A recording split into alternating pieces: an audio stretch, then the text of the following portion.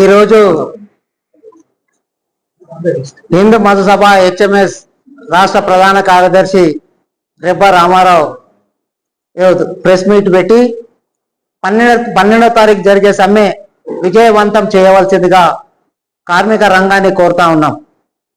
కార్మిక రంగం ఈరోజు కేంద్ర ప్రభుత్వం 4 లేబర్ కోడ్లు పెట్టి ఏదో అంచివేసే ధోరణిలో పోతా ఉందో దానికి వ్యతిరేకంగా 4వ తారీఖు నాడు సమ్మె కార్మిక రంగాన్ని మొత్తం కదిలించి కార్మిక రంగం అంతా ముందుకు రావాల్సిన అవసరం అయింది.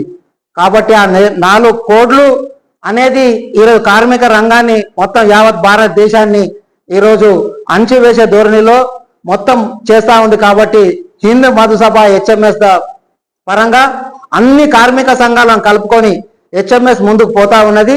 కాబట్టి మేము కోరుతా ఉన్నాం, ఇవాళ 4 లేబర్ కోడ్ల లోపల 8 గంటల నుంచి 12 గంటలు చేపించే కార్యక్రమం జరుగుతూ ఉంది.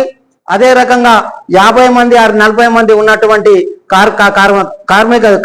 కర్మాగారాలు ఈ రోజు అది 300కు పెంచారు. ఈ రకంగా చేసినట్టయితే అదానికి అంబానీకి వాళ్ళు మేలు చేసినట్టయితారు. కార్మిక రంగాన్ని మొత్తం అంచివేసే ధోరణిలో పోతుంది. కాబట్టి హిందూ మహాసభ హెచ్ఎంఎస్ 12వ తారీఖు సమ్మె విజయవంతం చేయవలసిందిగా కోరుతా ఉన్నాం. కార్మికులను బానిసత్వానికి నెట్టుతా ఉన్నది. లేబర్ కోడ్లు రద్దు చేయవలసిందిగా హిందూ మహాసభ హెచ్ఎంఎస్ కోరుతా ఉన్నది. ఉద్యోగ భద్రత లేదు. దేశంలో 70 కోట్ల జనాభా ఈ రోజు కార్మిక రంగంలో ఉంది, కార్మికులుగా పనిచేస్తున్నారు.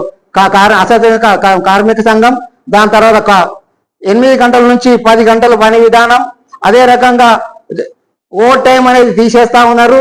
కనీసం ఓవర్ టైం ఉండదు ఇంకా ఫ్యూచర్లో. కనీసం వేజ్ అగ్రిమెంట్ కూడా ఉండయి. యూనియన్ రిజిస్ట్రేషన్ చేసే అధికారం కూడా కోల్పోతుంది.